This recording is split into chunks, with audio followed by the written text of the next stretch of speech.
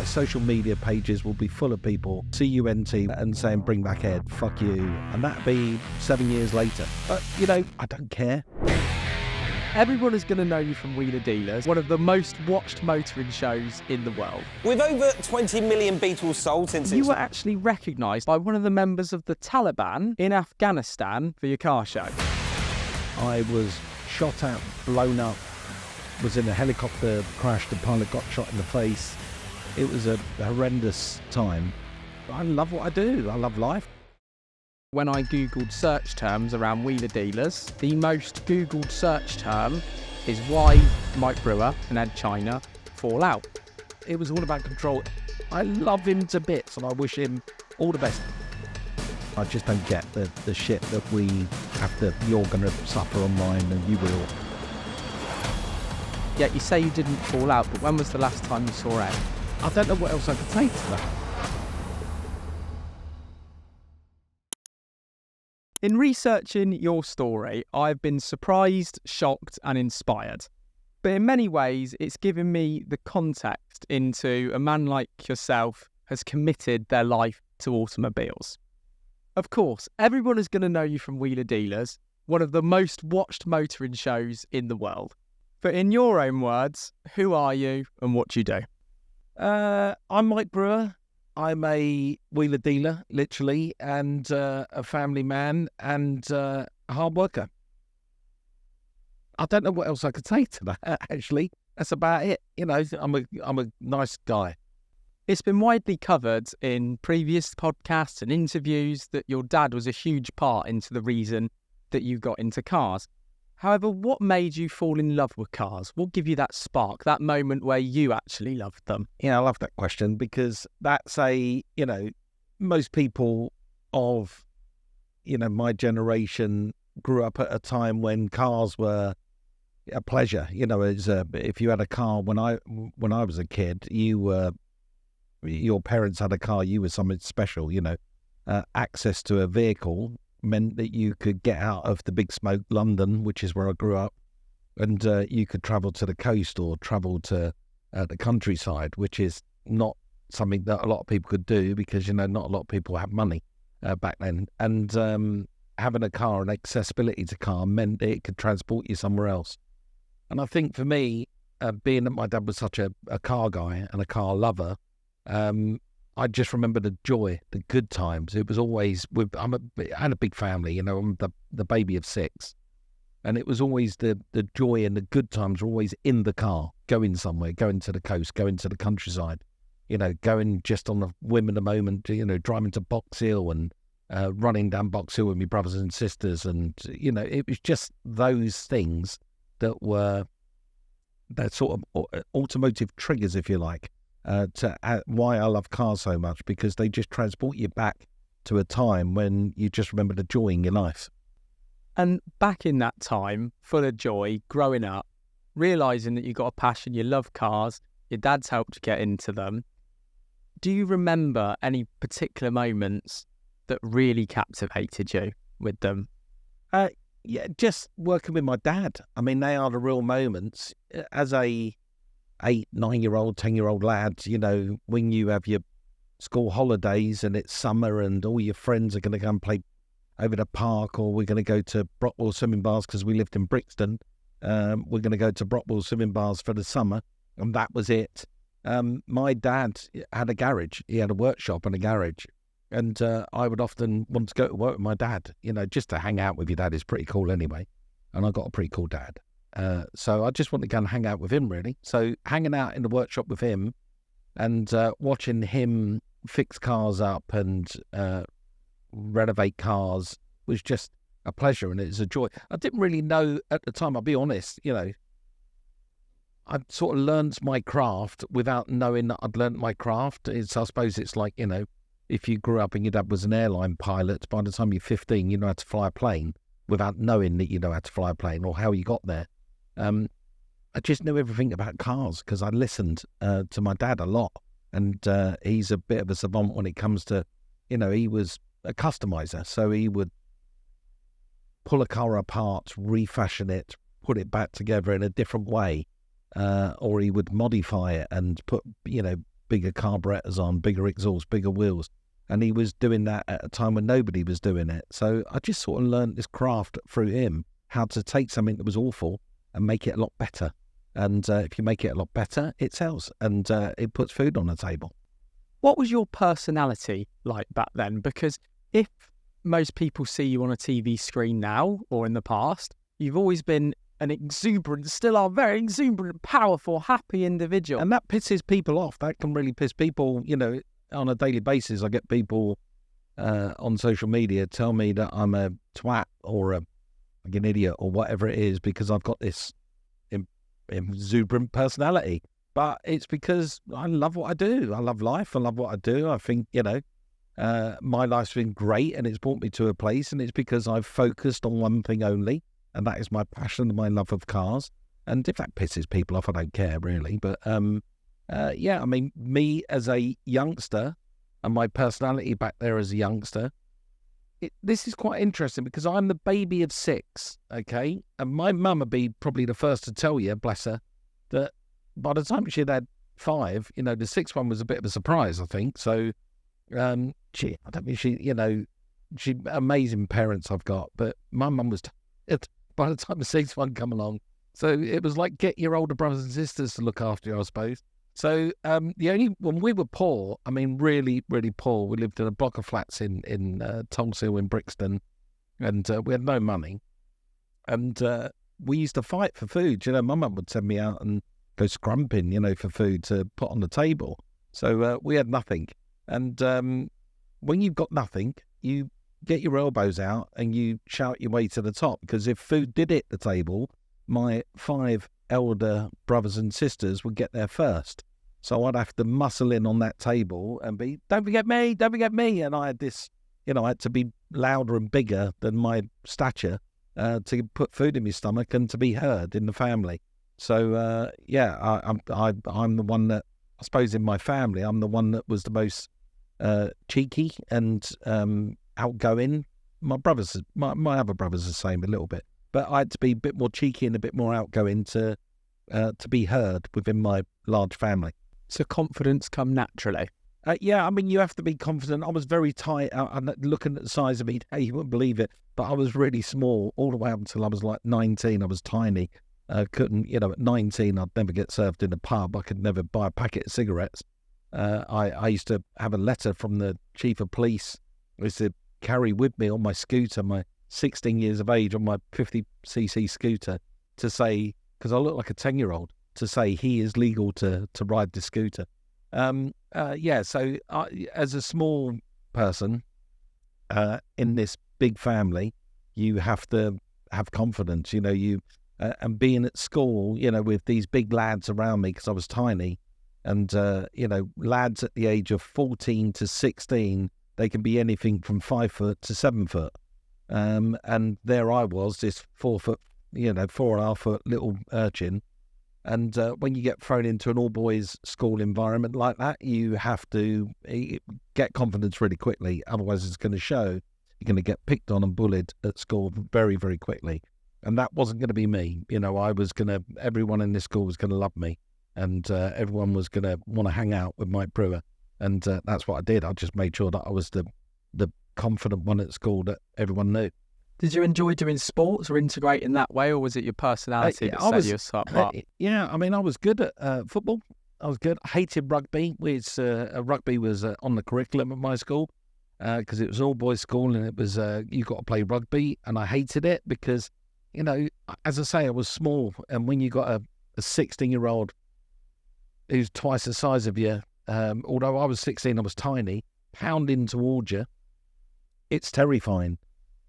So privately, I did boxing away from school. I did a little bit of ABA boxing, which I was good at because of my size. Because I was small, I'd be matched because it's weight-driven boxing. So I'd be matched with kids that were, 14, 13, 12 even, but there I am mentally 16. So I would always beat them because mentally I was a 16-year-old, but stature, I was a 13, 14-year-old. I had a bit of an advantage there in boxing, and I enjoyed that. And I was a mental skateboarder, absolutely went crazy for skateboarding. So much so that I rode for a team called Sidewalk Surfers. I remember it very well. Used to travel all over the country in competitions. I was a half pipe specialist, and I was sponsored by Vans shoes, believe it or not. Back in, back when I was 14, 15 years of age, I had a sponsorship deal with Vans and Rector shorts, which were these suede shorts. And that was something that happened in my past, so I was quite sporty in nature. You had to be when you grew up in Brixton, you want to be able to run fast, quickly, at a moment's notice. So you have to be quite sporty. So I'm imagining then that competitive nature starts to build and makes you competitive character doing all of those sorts of things. But alongside a love for sports, embracing all kinds of hobbies growing up, being the confident one, competing against your brothers and friends, what were you having to do to earn a few quid? Because you mentioned from coming from Brixton and a bit of a tough background.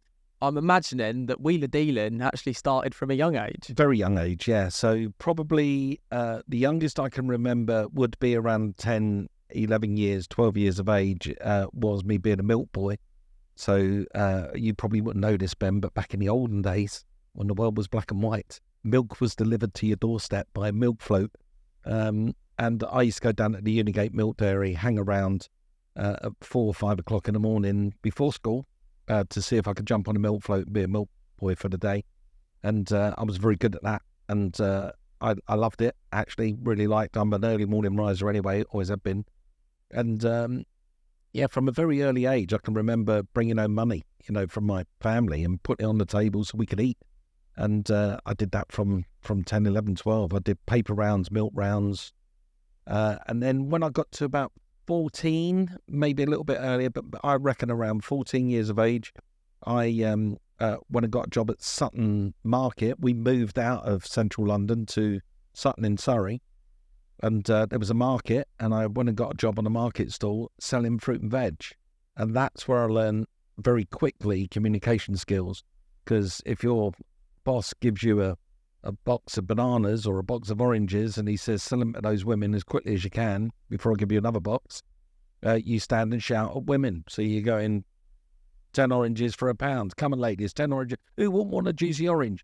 And people used to, I'm not making this up, people used to come and watch me. I had this little sort of theatre show, going all on my own, selling oranges and bananas. And my family used to come and watch me, on the street corner, selling this stuff in a market in Sutton. And I loved it because I used to bring home money, at the age of 14 years of age. Even, funny enough, even when I was selling fruit and veg and I was doing it on a Tuesday, sometimes I'd bunk off of school to help them over the market, or straight away as soon as school finished, I'd run to the market to help them pack up just to get a fiver. But all day Saturday, most days Sunday, I would go down to Jubilee Market at Covent Garden and help them down there.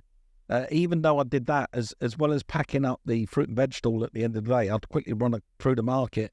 Any of the ladies that were selling dresses, that were struggling to get their dresses into their vans, I would help them for a couple of quid. It didn't matter as long as I was grabbing money left, right and centre. Because we were poor and I didn't want to be poor. I didn't want to be a poor kid. So anything to come home, put some money on the table, and help. Did you just have that mindset, or did that mindset come from having parents that you had? From my parents, yeah. My parents are the most tenacious, workaholic, caring grafters you could ever meet. Growing up in centre of London in a council estate, in a rough part of London with 6 kids isn't easy. That's not easy. When you're talking, back then a van driver would get 25 quid a week. My mum as a secretary would go and get 20 quid a week. So you're talking 45 quid a week, and you got to feed a family of 6 and pay your rent and, run a car and try and give the kids an experience at the weekend, take them to the seaside and buy them fish and chips, which was such a treat. Or even when the ice cream van come round, going down and buying a pint of ice cream for the kids on a Sunday. None of that would have been easy for my parents. That would have been very, very difficult. But fortunately, I have 2 brilliant, amazing, hardworking parents and brothers and sisters that all had the sort of same work ethic and tenacity as me. and we all pulled together in the same direction. Did you ever have a moment where you thought, though, work ethic is a huge part of people getting where they have done today, and the people that I have on here, work ethic is a massive part of it, but also believing and kind of setting a goal that's almost unachievable is another part of it, because you're always going to come up somewhere close to that goal. When was the first time, though, that you thought you were made for more, or could do more, or could earn more? And did you have any kind of triggers as a young person of seeing someone do really well and thinking that could be me? I'd be honest and say no. I think every moment of my life has come as a bit of a surprise to me. I always felt when I left school, I went to work in the print, first of all, with my dad. My dad was working at we printed album covers, 12-inch record sleeves. That's what we printed. And I worked on a 4-colour printer, printed Dark Side of the Moon, Pink Floyd. There you go. So I worked on a 4-colour printer in South London, in Wandsworth, and had a regular wage. That was me at 16 years of age, up until 17 on my scooter, going to work every day, getting my £25 a week or whatever it was back then, working still in the fruit and veg stalls at the weekend. I just had opportunities. It wasn't so much that I knew that I could do better. I worked in the print, and I went to work for IPC magazines in the post room, because all my family worked there. And it was only because I had sort of opportunities along the way, and I'm very much an opportunist guy. So if something comes my way and I think it's going to work or it's going to be better, I'll have a go at it. I suppose even, thinking about it back then when I was this 16, 17-year-old lad, I'd grab that opportunity and have a go at it. And that happened. I worked at IPC magazines, had a scooter, drove around the country at weekends like an idiot on my scooter, and run up debt. I run up a debt of £1,000. And I can remember this moment very well. My mum opened the statement from the bank one day, and I remember coming home and my mum standing there with my bank statement. She opened it by mistake, and she said, "What the is this? What have you done? How have you got yourself in this much debt?" And I was like, £1,000 in debt, which was awful back then. And I said, that was me just being an idiot at the weekends, going to stay in hotels in Brighton and Morecambe or wherever I could take my scooter and just hang out with people and go to all-nighters. And I'd run up this debt and I didn't know what to do about it. And it just so happened that around the same time, as a 17, 18-year-old now, around the same time, IPC magazines offered redundancy throughout the company, voluntary redundancy, and I got offered £4,000 to leave. And I'm like, £4,000 for a, nearly 18-year-old lad who's got a scooter and £1,000 debt is like it's like winning the lottery. So I was like, I'm having that. I'm so having that. So I took the redundancy money and built sort of built a reputation. There was a snooker hall next door. It's a long story this. There's a snooker hall next door. Love a snooker hall. Yeah, and I was really good at snooker. And I said to the guy that runs the snooker hall, believe it or not, I'm not making this up. He was an American, and his name was John Candy. But it wasn't the John Candy. It was just, that was his name. And he had the snooker hall next door. And I said to him, look, I'm going to take redundancy from that building. If you make me the manager in here, I will have every single person in that building come play snooker with you. And he went, yeah, okay, go for it. So I went and I lied, said that I can run a bar, I can run snooker halls, I know exactly what I'm doing, I can do the accounts for you. Completely lied. Took the opportunity, but did it. Learned it within a week, just got on with it, learned it. Run this snooker hall. Literally everyone in that building poured in because everyone knew my family and me because we all worked there. And it became my social club. That became my social club. And it was during that period of time when this guy came in, sat opposite me for 4 nights on the trot, blonde hair, blue-eyed, good-looking guy called Peter. He stared at me, working behind the counter, and everyone's going, he wants you. He's come for you, you know that, he wants you. And I thought, wow, this guy fancies me, he wants me. I don't know how to handle this. I had a girlfriend and I don't know how to handle this. I hope he doesn't proposition me. And then one night he leant across the bar, put his hand on my hand across the bar, and he said, I want you to come and work for me. I own a fleet of garages. I think you're going to be the best salesman the country's ever seen. I'll watch you work behind this bar. You're amazing. I want you to come and work for me. And that was me stepping into the motor trade. And you didn't even think it was going to be for that? No, I thought it was something completely else. Kind of disappointed, to be honest with you. But no, he was called Peter. He took me to his. Did an interview with me that weekend at this garage in Tooting in South London. Huge, great big garage, selling sort of Jaguars and Daimlers and. Sounds like an interview for the sake of an interview, though, because he already knew he wanted you. Yeah, he just said, "I need you to come down and talk to me," and I didn't even. I was driving a car, but didn't with L plates on. It was my girlfriend's car. She'd passed. I hadn't. With L plates on. It was a little. She had a Morris Ital, and I went down and said to him, "Yeah, I got a driver's license. I can drive." I just winged it, and which I could drive. And then he said, "Yeah, you start Monday." And I was like, "Well, actually, I've got a job at a snooker hall." And he said, "Yeah, no, you're not going back there. You start on Monday." And at the time, I was earning £200 a week at snooker hall. I was earning more money than all my friends. So all my friends, like the manager at Tesco's or the guy that worked in the, Quick Fit Euro down the road, they're all earning sort of 140, 150 quid a week. And I was earning £200 a week. And all my friends just go, "God, money bags, Brewer. You're putting petrol in the car this weekend when we go to Brighton," or whatever it was, You're buying the drinks. And this Peter sat opposite me and said, "How much you get?" And I said, "I get £200 a week." He said, "Yeah, I'll match that. I'll give you £200 a week, but I'll give you £100 for every car you sell." And I went, "Okay." And on the Monday, I told Mr. Candy, funny enough. I can see where this is going. I told Mr. Candy, I said, "Mr. Candy, I've been offered a job, and this is what the guy's offered me." And he said, "Go do it." He said, "I love you. You'll always have a home here, but you've got to take it. Take this opportunity. You're amazing." So I started on a Monday.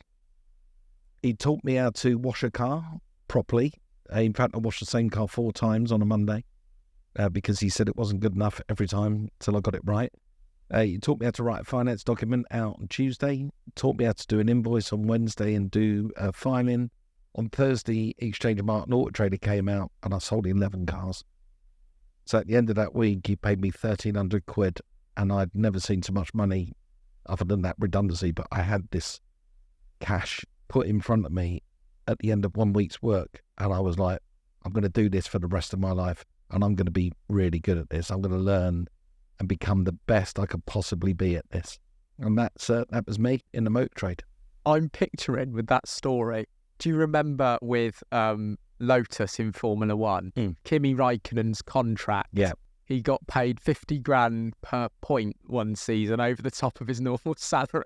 And the Iceman that he is, it nearly put the company into debt. They owed him millions, didn't they, it was when he like left? 18 million or something in bonus points. That is literally what I was picturing when you were telling me that story. Well, that's exactly what I did. I just absolutely put my nut down. I just went mental for it. And at the age of 19 years of age, I bought my first house and had a car and had nice clothes and would go to restaurants. And, I was 19 years of age and on my way. I wasn't that kid from the council estate anymore. I broke out. I broke away from that and I was on my way to somewhere else. So being able to purchase your first house at 19, making more money than all your friends, your mum and dad must have been amazed. You learn all of these skills because you got hard work from your parents.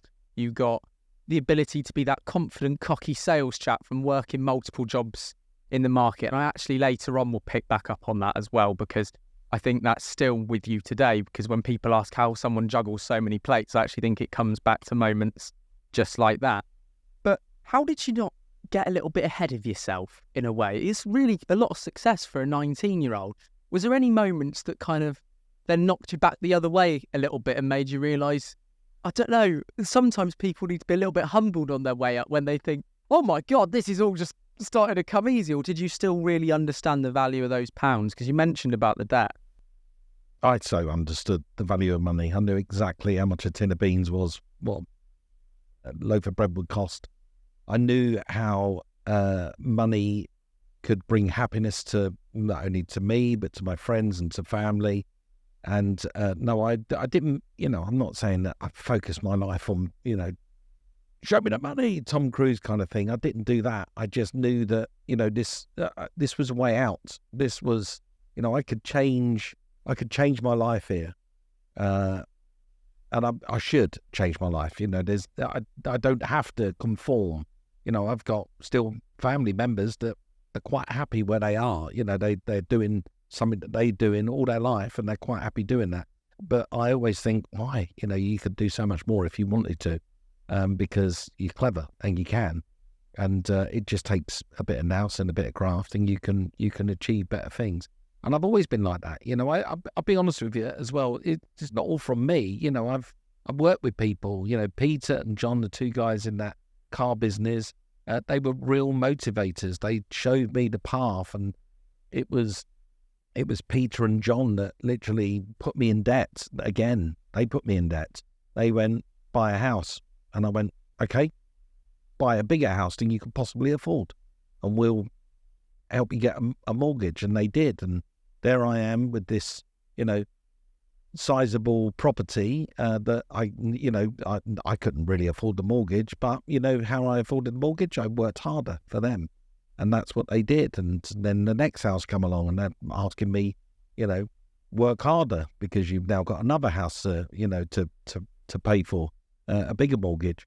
And so a lot of that sort of work and motivation come from the people around me and the people that I work for. They fundamentally, when you look back at it, and it still gets, this is still happening to me today. I get used a lot, because I've got this, whatever it is, a gift of the, of the gab, and people use it, to their benefit as much as to my benefit. They use it to better their lives as well as my life.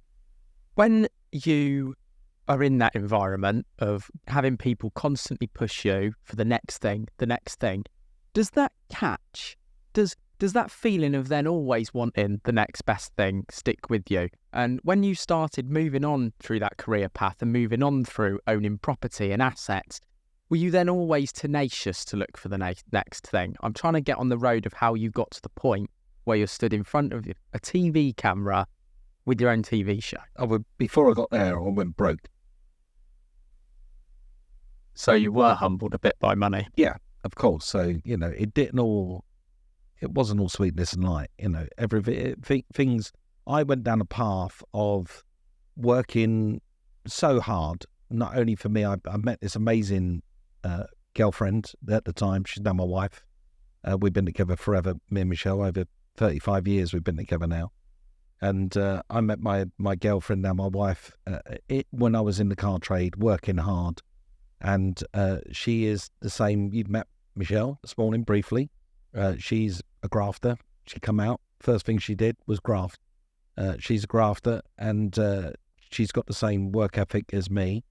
And we were both pulling in the same direction. But me and Michelle, at the time, we pushed ourselves too far. There's always something better. Let's get a bigger car. Let's get a bigger house. Let's go on a better holiday. Let's work harder. Let's work harder. Let's work harder. And I can remember times when me and Michelle working until 3-4 o'clock in the morning, buying cars in Leeds, driving them back through the centre of London, and stopping at the 24-hour bagel bar in Brick Lane to go and put something in your mouth at 4 o'clock in the morning with all the drunks and the policemen, just to put something in your mouth to carry on the next day, to work the next day, and not thinking about the consequences of that. And the consequences were we got ourselves up to a unsustainable level that when we had a thing back in the, remember it was 90s, I think it was, or 80s, called Black Wednesday or Black Friday. And no, not Black Friday, that's the thing. That's the thing now. That's a cyber thing now. It was Black Wednesday, I think it was, which was interest rates went to 15%. My mum has told me about this before. Yeah, the market crashed. Interest rates went to 15% in a day. We're sitting on a sizable property with at the time, a £1,500 mortgage, which we could manage each month. back then, which was a lot of money back then. The mortgage went from 1,500 quid to like $7,000 in a day.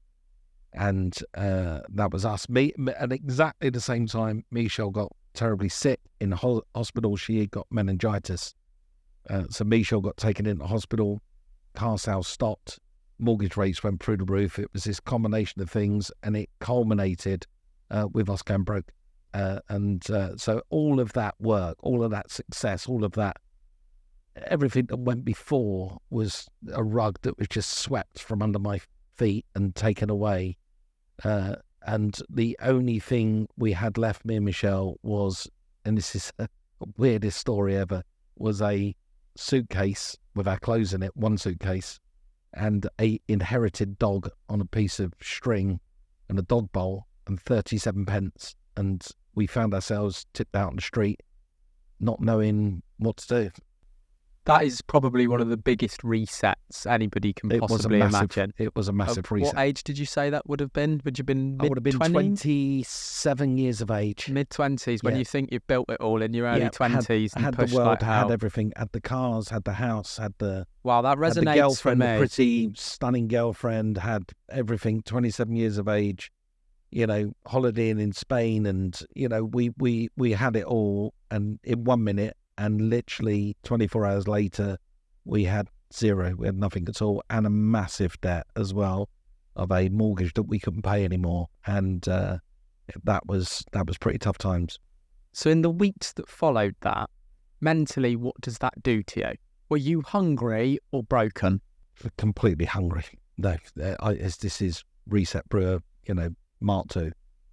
This is, you've been there. You've experienced that. Let's not do that again. Let's not make that same mistake. How'd you get it back? And I got it back through, if I told you the story, you'd think I'm absolutely making it up. Because you still had the job, right, at the car sales dealership? There's no point. The car, it finished. Right, okay. It finished. Nobody was buying cars. It was over. At that time, I was running a huge, great big 4x4 centre in London called Gulliver's that I'd helped build and set up.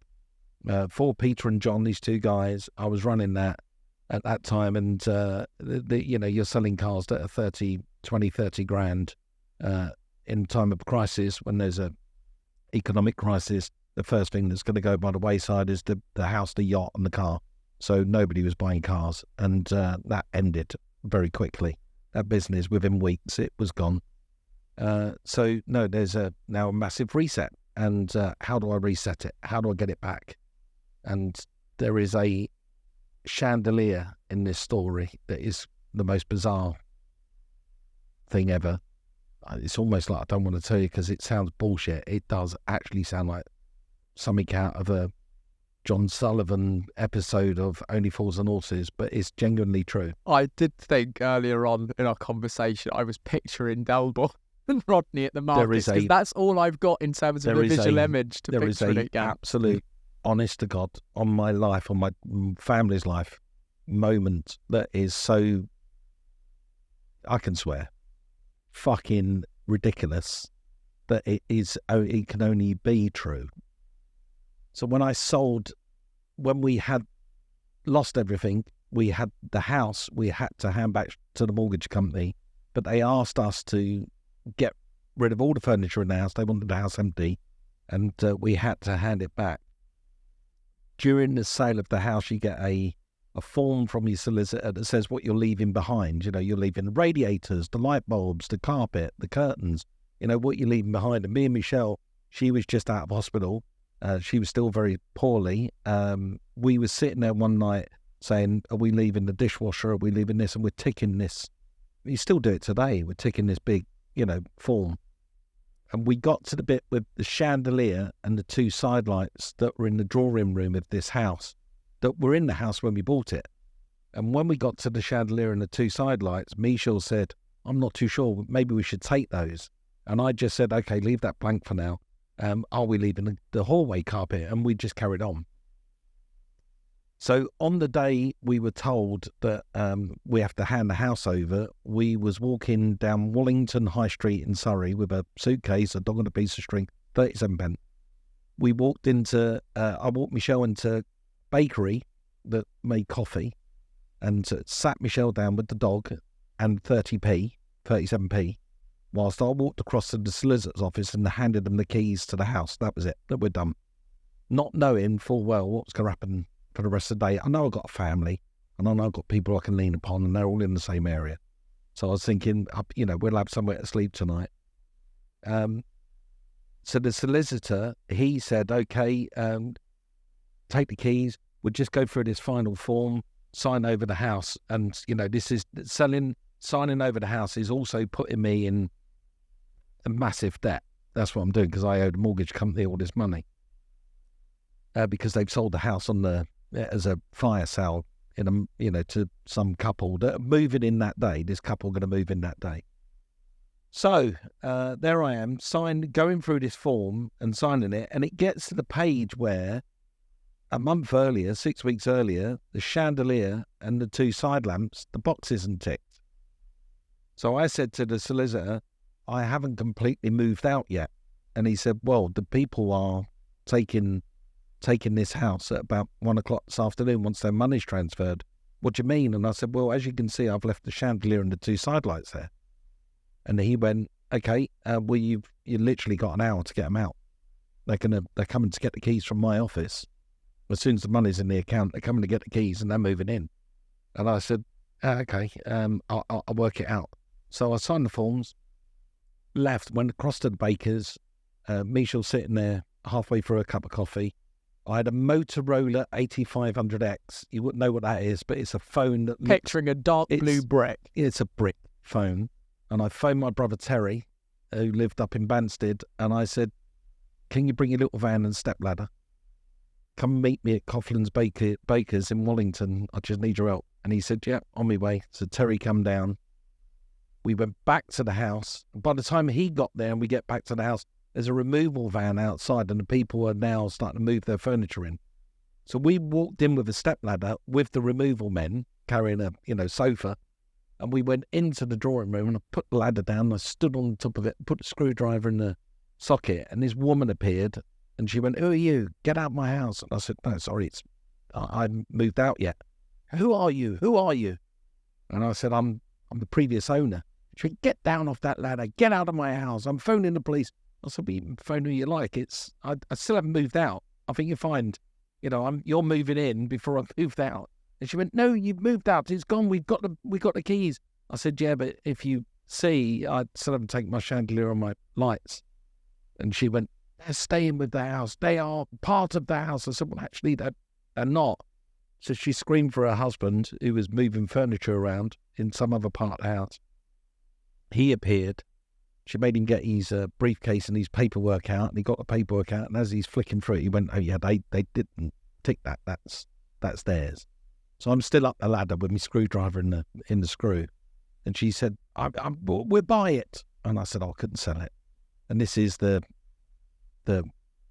survival mode kicks in then. I said, I can't sell it. It's a part of my family. It's, it's with me forever. It's part of my family. And she went, I have to have it. We have to have it. And come down off the stepladder, we'd discuss it. I come down, my brother Terry is sort of standing behind me, holding onto the stepladder, watching his smaller brother at work here. And she said, how much have I got to give you for it? And I still today, I have no idea where this come from. No idea. Where it come from, how I come up with a figure, how it worked. The valuation valuation, I'm not Drew Pritchard. I don't know the valuation of a chandelier. I have no idea. But I just said $4,000. And she looked at me and went, you're being absolutely ridiculous. And I said, find another. It's a big chandelier. I said, find another one. I said, that is from, I said it's from Paris or somewhere. I said, it was in the house when we bought it. I said, find another one. And I said, I'm taking it. And she looked at her husband. She went, write him out a check. It's got to stay. Write him out a check. And he went to write me out a check. And I knew if he gives me a check, that's me stuff. That's going straight to the bank and it's going straight to a mortgage company. So I said, no, you can't write me out a check. I need cash. And she went, you ridiculous. Do you think we have $4,000 in cash? And I said, well, where'd you bank? And they banked at Bradford and Bingley Building Society, which was opposite the bakery where I'd left Michelle, the bakers.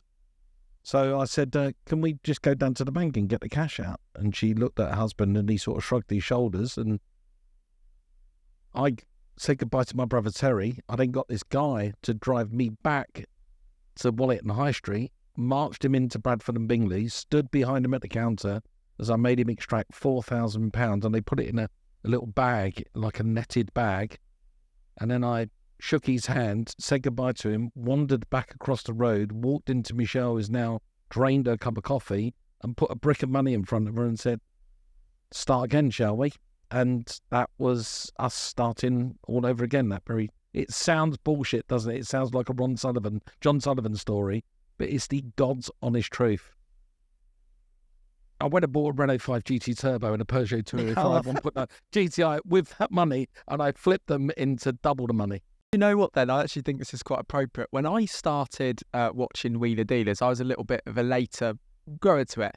And I started on the Trading Up series when you ended up with a Ferrari. Yeah. There were 17 deals in that series. And throughout the rest of your career, if you start all the way back, wouldn't even think you'd be able to guess how many car deals you must have done. But do you think a deal on a chandelier is potentially the most important deal you've ever done in your life? That was the turning point. We had hit as low as we could possibly get, me and Michelle. She was held on my hand, stayed with me. This stunning girl that could have had any guy, but no, she loved me and she knew, we could do this. And Michelle gripped onto me, and I didn't want to lose her, but I didn't want to. I was embarrassed, I promised this girl the earth, and I was embarrassed. So this was survival, and it really was survival. Kicked in, and it was every skill I'd learned up until that point. I've told the story in a very condensed way, but there was a lot to that story. There was a lot of convincing, a lot of salesman's techniques or whatever, anything. And I'm slightly embarrassed. I feel for these people, but they did buy a bloody cheap house. They bought a house through my misfortune, unfortunately. So I didn't feel guilty at the time. I felt good about it at the time. But what I did, that $4,000, is that afternoon we got in a taxi, went to look at free properties, went to look at free properties to rent, rented a house, also in Wallington, which was £600 a month. I gave a month's rent in advance, a month's rent, a month's deposit, and a month's rent in advance, £1,800. So I had £2,200. That night, I asked my brother Terry to come pick me up again. We went down to Dingwall's car auctions, the scumbucket car auction back then, as it was known. Went down there, I bought a 205 Peugeot 1.9 GTI and a Renault 5 GT Turbo, both white. Bought a bucket, bought a sponge, bought fairy liquid, bought a beanbag. Me and Michelle slept on a beanbag in his empty house that night. The next day, we cleaned the absolute life out of these two cars like you could not believe. We just spent 2 days in the sunshine, just literally washing clean them beyond belief. And I advertised them in the Free Ads newspaper. Back then there was a free ads paper called Loot, and sold them for double what I paid for them. And I can remember me and Michelle 3 weeks later, it was only 3 weeks later, we had a part furnished house. We had a bed, a kettle, plates, cups. We had a part furnished house, and we had $5,000 she had a little Hitachi case, Michelle. We had $5,000 in a Hitachi case, and we'd paid our bills. And I said to Michelle, let's never go back there again. This is the beginning of us. And it was, Michelle met me and I was successful. She seen me at the worst times, and then it was from there, me and Michelle built this amazing life together by just putting her head down and getting on with it and pulling in the same direction. That sounds like the biggest reset anybody could possibly go through. Ever. But sometimes, and I've learnt this myself, that a blank canvas is sometimes the best place to start something new. How long? You mentioned 3 weeks until you had a part furnished house. How many weeks was it until the cheeky Mike Brewer was back?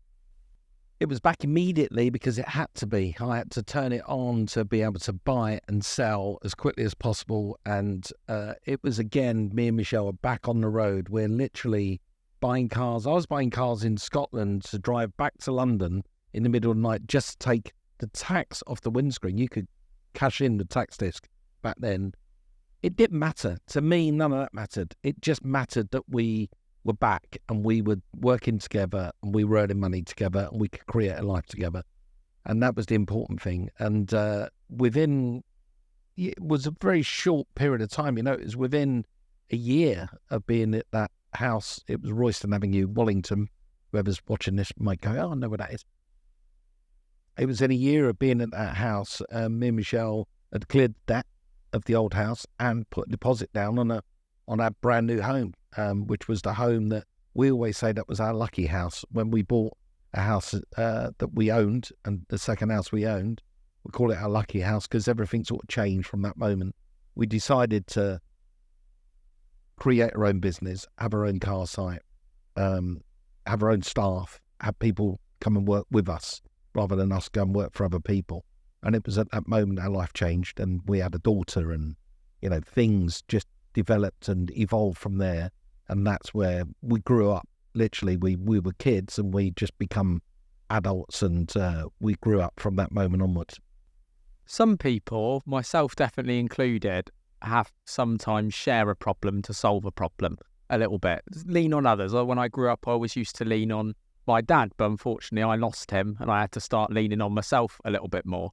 But throughout that period, the great Mike Brewer reset, I think we'll now refer to it, what did your mum and dad think, seeing you go from that big reset to suddenly being in a position where you've got all these cars on a lot?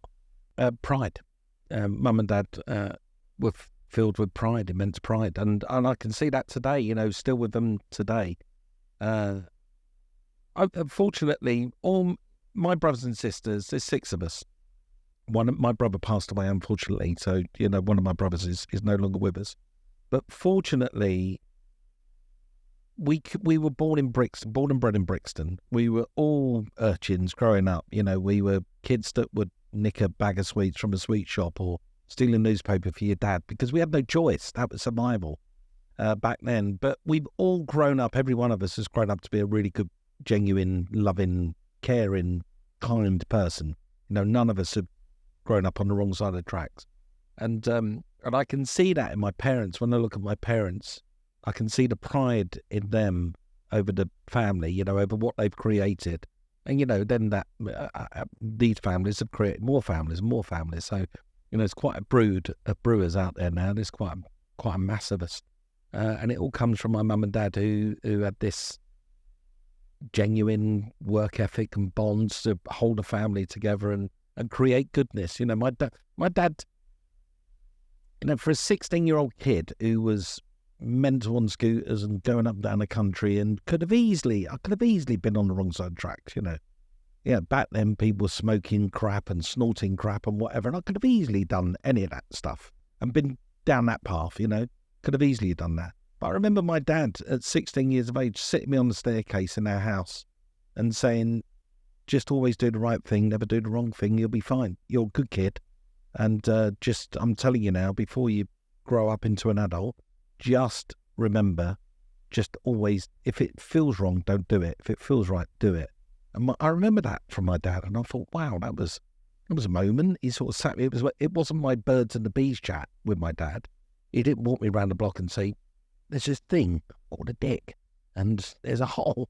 He didn't have that chat with me. Dad, I've already discovered that. I'm fine. He didn't have that chat with me. He had this sort of moment where he sat me down and told me about right and wrong and good and bad. And I've lived by that ever since. I've lived by his mantra of just always be good. Be good to people, be kind, be generous, and be loving. And I've been that person all my life. That's who I am. So, people out there, they think I'm some ogre and, I fire my mechanics left, right and centre. They think I'm that person, but that's not the truth. We'll get onto it later, but there's actually people I've spoke to that definitely wouldn't have that view of you. But before we end up jumping a story, what I'd like to do is fast forward slightly and It's a figure long out story, how this one. that great Been around a reset long time, yeah. ended up on Wheeler Dealers. Okay, so it starts before that. So I'm a car dealer. I'm doing really well in South London. Me and Michelle are flying. We've got a business that we're thriving. I'm trying new things that dealers haven't done or thought of before. Things like traveling to Europe and buying cars that are left-hand drive only cars in Europe, bringing them back to the UK and market them as left-hand drive only cars. So BMW M3, BMW Z1, Fiat Barchettas, of course, yeah. So I was, if you wanted Integrale, and lots of people did, they were only available as left-hand drive cars. So I focused in on that, and I was traveling abroad and buying cars. I travelled to Japan and bought Suzuki Vitaras and imported. I just tried everything, basically, and created a thriving business, a really good thriving business. And it was when I was flying, me and Michelle were banging along and we're flying. I get a phone call one day from a young lady. This is a well-said story, by the way, so I'm sure people have heard it. I apologise. But I get a phone call from a young lady asking me about a Golf GTI. I give her all the details, and she says, well, actually, I'm not ringing about the Golf, really. I'm ringing from a TV company. I'm from Channel 4. We're putting a TV show together called Deals on Wheels. This is 1997. And, but you weren't even born, was you? No.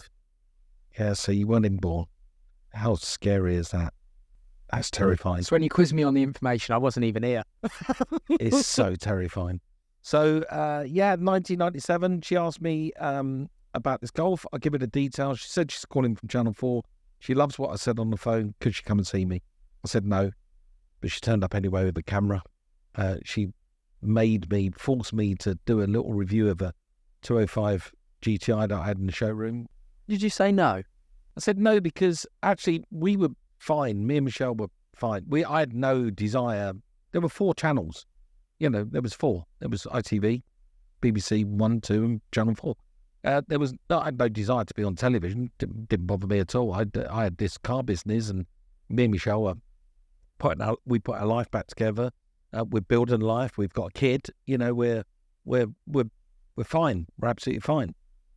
So to have this interference from somebody else saying, do you mind if we talked about TV? TV is a thing that sat in the corner of my room. It was nothing that I ever thought that, I'd be on or that had no desire for it. But anyway, she turned up with a camera. She forced me to walk around the car, and I did. And then she said, look, you're great. I'm going to take it back to show the bosses. And I said, whatever, I don't care. So do you want to buy the car? Can I see the Golf? She went, no. Anyway, that was that. And then a couple of weeks later, she said, look, the bosses love you. They want you to come in for a screen test. And I said, still, no, absolutely not. And she then explained what the show was. It was about people buying and selling their cars. And they wanted a car dealer in the show to show how a car dealer buys and sells cars.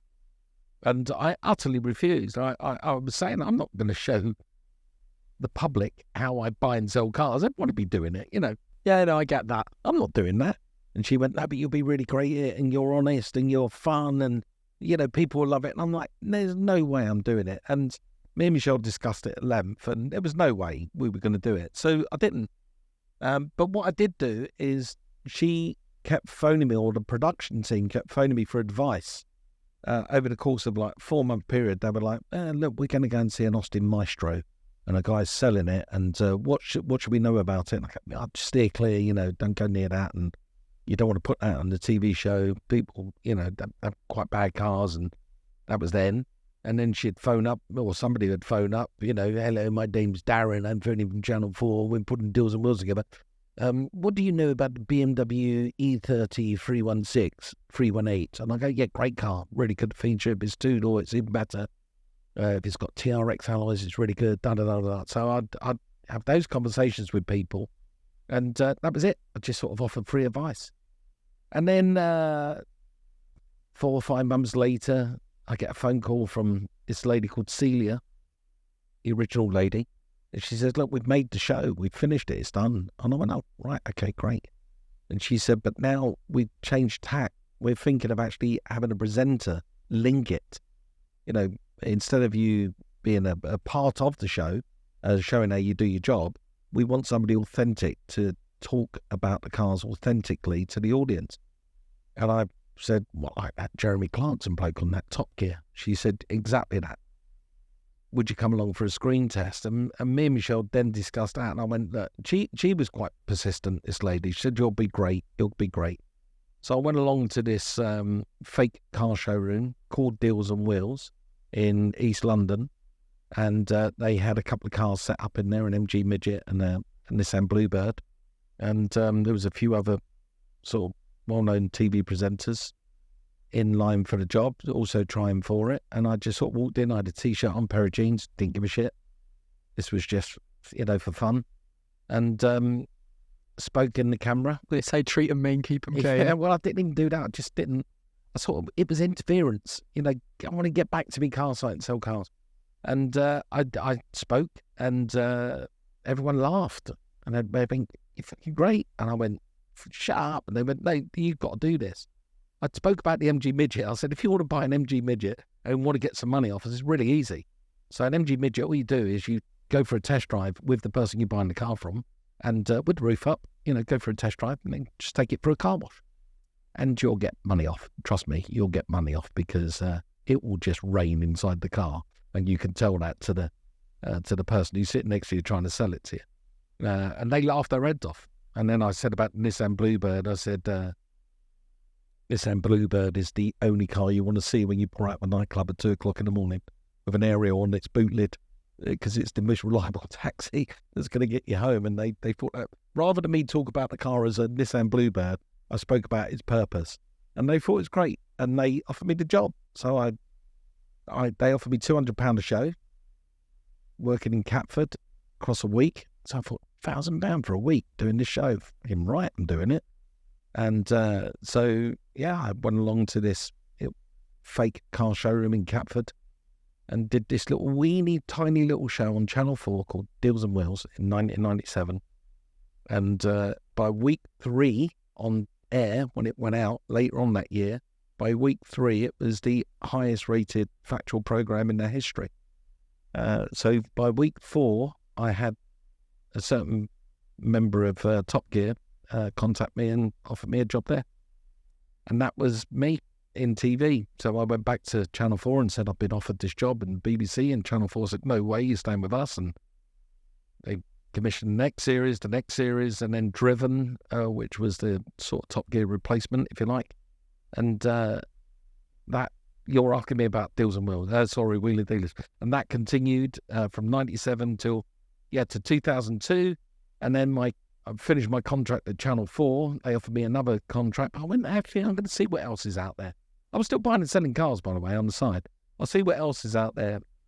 And there was this tiny little company that were digging for gold or filming gorillas in mountains called Discovery Channel. Been running for 5 years. Tiny little company. And Discovery Channel said, look, come up with a car show. There's you and these 2 other guys, Dan and Mike. Why don't you do a car show together? Come up with something. And Dan and Mike had this idea it was an item that I'd actually done on Deals and Wheels, where I showed you how to buy, restore and sell a car. It's the first time ever on the planet it had ever been done. So I showed you how to do that. And then from that genesis of that idea, we created Wheeler Dealers. And that's the very first ever car flipping show on the planet. And that was in 2002. It aired in 2003. And little did I think that 20 years later, I'd be sat in the back of your van still talking about it. Because it grew to become the biggest car show on the planet. It's just quite phenomenal. It's quite incredible. What makes a good podcast is asking how, why, when, and who. And what I get from that is, why would you leave Channel 4, one of the biggest TV channels, one of the only TV channels, to go and work with a tiny little company? Because I'm picturing cocky, outgoing, right, suddenly also getting a bit of a spark that you probably enjoyed doing that show as well, which is why you were then looking for the next thing and the next thing. Why? Control. It was all about control. I knew that if I went back to work for Channel 4 BBC, it was not me. It was going to be in the control of somebody else. Where with the Discovery deal, it was a tiny little company. Good job I stepped into that role, because it's now the biggest media company on the planet, Discovery Warner Brothers, and I'm still there. And I feel part of that growth, for that company. When I took on the role of Wheeler Dealers, it was a chance of freedom. It was almost like, I don't want to say it because it's a bit cheesy to say. It's almost like, when you sign a record contract like George Michael did, and then he writes the album Freedom, the song Freedom, because he's free of his record contract. It was almost a bit like that, this freedom. And it was like, you go and create something. You can have some creative control over your destiny and what you want to do on screen. And I'd been in my period of time on Driven and Deals and Wills, and you can talk to Jason Plato, Penny Mallory. I was incredibly creative during that period of time. I wanted to push the boundaries. Why don't we try this? Why don't we try that? Let's do that storyline. I'd learned things very quickly, and I'd learned the craft of television and what the audience wanted very quickly. So when somebody gives you the opportunity this tiny little company gives you the opportunity to craft your own destiny, if you like, and you go, I've got a chance to actually do something that I'm really good at doing here. I can do this.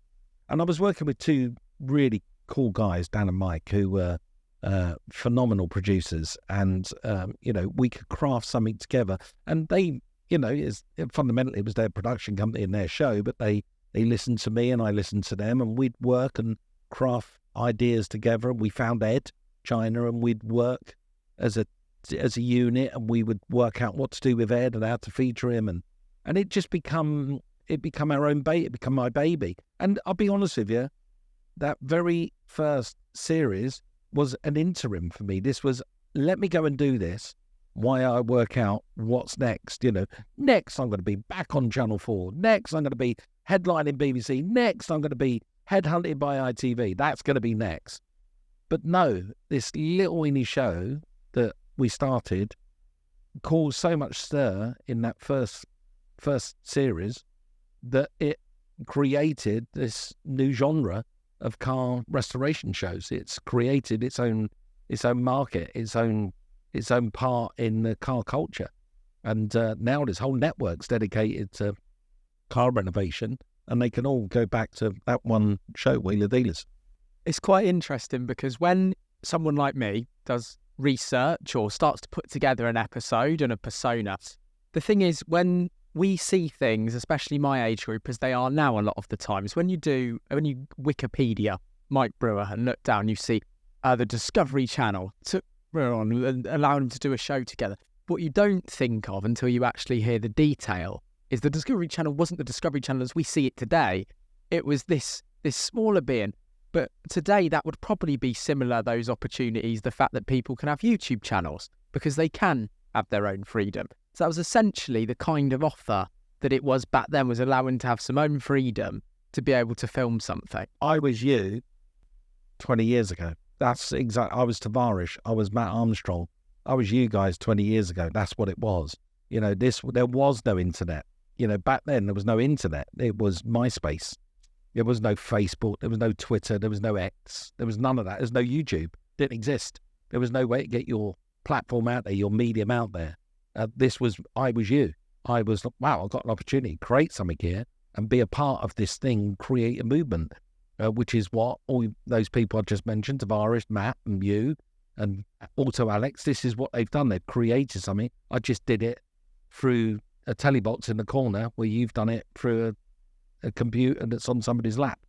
And it's funny because everybody at the minute where we are is talking about how the biggest craze on YouTube, Tavarish, Matt Armstrong, guys that have been on the podcast, is in the crashed, damaged supercar restoration. Everyone's like, who could have seen it coming? It's blown up on YouTube. It's the thing that's been... And when I was actually putting this episode together, it just hit me square in the face. I thought, well, hang on, it's been done for 20 years. Because we, the dealers, were doing it. Yeah, well, it's been done for, actually 23 6 years because I did it on Deals and Wheels. So it's been done, it's been done. I don't want to sound facetious, but we created it. We created this genre there was nothing else on the planet like it. We create this genre of car restoration and flipping car shows. And I think for Wheeler Dealers, the success of that, because it was the first, it's the OG, and because it was the first, it was stayed true to its roots. It's always been the same show: buy a car, fix it up, sell it. And we've focused on the everyman. Matt and Savarish have gone for the aspirational. That's the aspirational person. You're saying to an everyman, you can have a Lamborghini, you can have a Ferrari. If you buy one that's fucked and you put your work in and you can build it yourself, you can have that car. Where I was different time, I'm going, you can have a BMW E30 Touring. You can have a better car than the car that you've currently got, or the car that you haven't even thought of, if you just buy it and sell and do it the right way, and you fix the car up the right way. So it's fundamentally, I kept it for the everyman.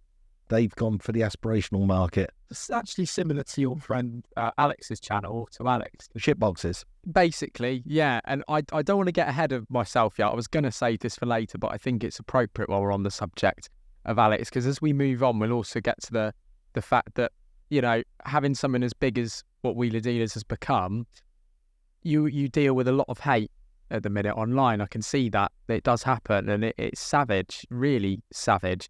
But I actually spoke to your good friend last night on the phone, and Alex said a quote to me. He said, "Mike Brewer is quite simply one of the most lovely human beings I've ever met. And without Mike, I wouldn't have taken the step to start my own channel. I wouldn't have taken the step to leave Car Throttle. It's actually quite hard for me to sit on the other side of this desk and not interrupt sometimes. But earlier on, you spoke about taking a huge step to leave and also do your own thing, to have more freedom, to move away from Channel 4 and go to your own little network." And then I could actually see why that quote means so much to a friend like Alex. And he said it's such a shame that because Mike gets so much hate online for what simply was a feud on a car show, or a split up or a breakup, which is all people focus on. The UK is typically a really negative nation. But Alex, someone that has huge amount of love and 99.9% positive feedback online, describes you as one of the loveliest people he's ever met, and he wouldn't be where he was without his channel. That's very sweet of him. It's really nice. And I love Alex, and I love Tavarish, and I love you, and I love everyone.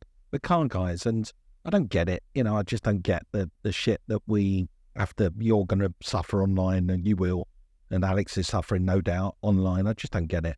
We just guys that fix up cars. It's as simple as that. That's all I do. I fix up cars for a living. I don't hurt anyone. I don't stab anyone. And there was no feud. There was no split up. There was no disagreement. There was nothing. Everyone just has this. There's 1,000 YouTube videos. The truth behind Wheeler Dealers out there. Nothing happened. A guy left his job. That's it. A guy was working one day, and then the next day he went, "Hey, this ain't for me anymore. Do you know what? I'm going to go and do my own thing." And he left. What he did is he left, and then he slagged it off. And that's what happened. But I didn't respond to that. Nobody else responded to it. I love Ed. I love him to bits, and I wish him all the best. He's an amazing guy. But there's no feud. There's no story behind it. There's no fake internet videos. There's none of that bullshit. None of that exists or happens. But still today, I will wake up this morning like I did. I'll wake up tomorrow morning. My social media pages will be full of people calling me a CUNT, whatever it is, or and saying, "Bring back Ed, fuck you, I don't watch your show, bring back Ed." And that'd be 7 years later, 7 years ago. But, I don't care. I simply don't. I'm way beyond that. I've created a new series of Wheeler Dealers, not only with Ant, but with Elvis, that is 3 times the figures globally that we ever had with Edd China. And it's phenomenal. I proved that you can grow. You can just keep growing something even through adversity. And there was no adversity, but you can still keep growing. If you stay true to your roots, you stay true to your passion and your enthusiasm and the love for the car. Just stay true to that, and don't wane off of it, and follow the path, and it will reward you, and it has. Okay, and this is me being an interviewer and being a host, not being someone that wants to piss you off. So I say I'm going to watch my eyes over here the other side of the mic a little bit. But there's no doubt, and we've got plenty of time to go on and talk about it, the amount of success that you've had in your career. And it's unbelievably inspirational. And as we just said, the UK in particular is definitely a negative nation. So we'll only cover the negative bit for a short period of time, or the negative bit that is perceived to be negative. Because as you said, you still get those comments 7 years on. And what's frustrating is it seems to me that you put the answers out there, the answers are out there, yet the comments still come in. And it is a fact that when I Googled search terms around wheeler dealers, the most Googled search term is why did Mike Brewer and Edd China fall out? We didn't. That's the bit that is so weird. Because you described yourself in another interview as you guys would grab hotel rooms together, go out for drinks, go out for friends. Best mate's family. Yet you say you didn't fall out, but when was the last time you saw Ed? 7 years ago. Why? He didn't want to be a part. He didn't want to be a wheeler dealer anymore. It's as simple as that. There's no controversy or mystery behind it. One day he was a wheeler dealer. The next day he wasn't. He just didn't want to do it anymore. And he didn't want a part of that world. He didn't want a part of my life. He wanted to do his own thing. And there's nothing I could do to change that. You know, I cried the day he left. Cried my eyes out. I had a conversation with him on the phone. When that was over, I cried my eyes out, saying, you know, how much I'm going to miss him and how much I love the guy. But he just left. And there's nothing I can do about that. I couldn't change it. And he has no desire to call me. I was, I said right at the very beginning of this, I've been used through my life by people, for what I can achieve. And I realise, if there is any controversy or you want to make something up, or there's going to be another YouTube video, Mike Brewer said this.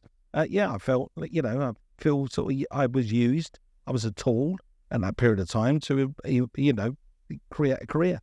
And that's fine. That's fine. I'm fine with that. I've done it for hundreds of people, thousands of people. Also Alex told you that he wouldn't have done what he wouldn't have done without me. So it's, there's no real difference in that. So, for me, there was nothing. It's like people are trying to find a story that doesn't exist. It simply doesn't exist. Which has been said before, yet the comments come in. So let me just put it in a slightly different way. Yeah. Because there's a chance from this that we could reduce some of those comments. I doubt it. Why do you believe that Ed was a friend to you and to you, you were a colleague to? Because I was a means to an end. Simple as that. Simple as that. I'm a means to an end. Because I've had some absolutely blazing arguments with my producer Sean, who works on this podcast. We've had some right tear-ups. My dad, when he was alive, I've had some right tear-ups with my dad. And you said you didn't have any tear-ups. But I've also had those Cold War disagreements that bubble in the background with them. Never had an argument, never had a disagreement, never. But, the last time I was with Ed, we were in Paris together, drinking, getting drunk in a Paris hotel room where I'd just given him a gig that he needed money. I didn't need the money. So I'd given him a gig. People don't know any of this stuff. But, we got drunk together, hugged at the end of it. That was the last time I see him. And then the internet happened. Then people start to make up stuff. I mean, there's a video out there, Mike Brewer says shit about Edd China. It's the sensationalist headline of that video is the damaging part. Because if you actually watch the video, I say nothing. I say, I worked with Ed and he became a star of a show. And because he became a star, he had total sort of control and then he decided to leave. That's not saying shit about anybody. That's just me saying stuff that actually happened. But it's people focusing on clickbait, on sensationalist headlines. And that's a damaging video, but nothing happened. Like literally nothing. He was there one minute, gone the next. Does Ed get shit from your audience? I doubt it. No, he has a, for Ed, and I was around it. I was with the guy for 13 years. I was around it. He's tall. He's 6'7". He's got wild hair. People would literally smash a car into a tree to cross the road to grab hold of him and shake his hand and say, "You're the best mechanic on the planet. I love you. You're amazing." So he has this weird, great for him, fantastic, warm, attractive personality. Well, he has this weird audience that will just. I've watched Ed do stuff since, which is unproduced stuff, and I'm watched it online, and I've been shocked by what I've seen, and I don't want to put it down because God bless him, he's got a real living, but it was not the Ed that I would know would let happen. There'd be something he would do on a car. It would never let happen in the wheeler dealer days. It's not good enough, but it's happened on videos that I've seen he's do, and I'm like, hey, why would you do that? Yeah, I don't really want to carry on talking about the guy. 7 years ago, it's like talking about I understand. A girlfriend you had 7 years ago. I'm just trying to think that there's so many positive things that have happened in my life since. I suppose it's actually kind of making me smile this bit, which is if you take another car TV show like Top Gear, Clarkson was always the character that divided opinion. And he was always sort of the face of the three guys on the show, but he always was the one that ended up divided opinion. Yeah. And I've never seen anyone hate on James May. No. And it's actually a little bit of do you see how I'm kind of putting those two things together? In fact, there's two things, right? Number one is, I wish I was still mates with Ed. That's what my last question was going to be on this subject. I wish I was mates with Ed. Not my calling, that's down to him. Right, I've reached out to him a couple of times. He told me to go fuck myself, effectively, because I carried on. Simple as that. I created this new thing and carried on. That's what it is. That's number one. And number two is Ed tells the story better than me as to why he would have got the love and I get the hate. And he summed it up perfectly when we were together. He said it's pantomime. Wheeler Dealers is pantomime. You're the workhouse boss. And I'm the worker. And you're the workhouse boss. You stroll in and go, "Where's the car? Is it finished? Give me the money." And, and I'm the one that's doing all the grinding and the mechanicking. So it's like pantomime. And that's what it is. And Ed said those words. And it always resonated with me that's what, it is fundamentally a TV show. It's a car show.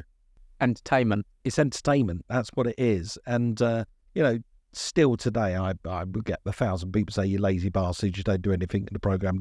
Well, no, I write it, create it, produce it. Which I was going to ask about. Yeah, I do.